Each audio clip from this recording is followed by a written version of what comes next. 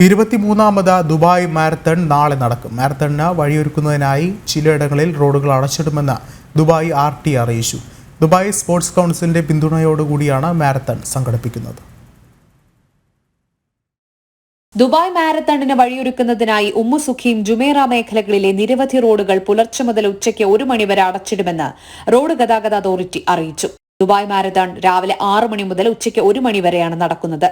സുഖീം street, Jumeirah beach road, Al Wasl road എന്നിവയുടെ ചില ഭാഗങ്ങളാണ് അടച്ചിടുന്നത്.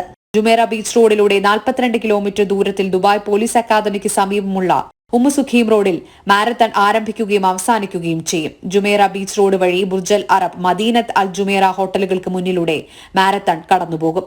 അമേച്ചർ എലീറ്റ് റണ്ണേഴ്സിനായി 10 കിലോമീറ്റർ വിഭാഗത്തിലും തുടക്കക്കാർക്കായി 4 കിലോമീറ്റർ വിഭാഗത്തിലുമാണ് ഓട്ടം.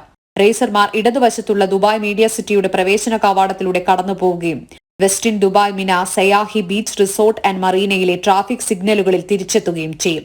അവർ അൽ സുഫൂഹ് ഏരിയയിലൂടെ മടങ്ങിയെത്തും. മദീനത്ത് ജുമേറയിലൂടെ ബുർജൽ അറബ്, ജുമേറ ബീച്ച് ഹോട്ടലുകൾ കടന്ന് ജുമേറ ബീച്ച് റോഡിലേക്ക് തിരിയും. ജനം, ദുബായ്.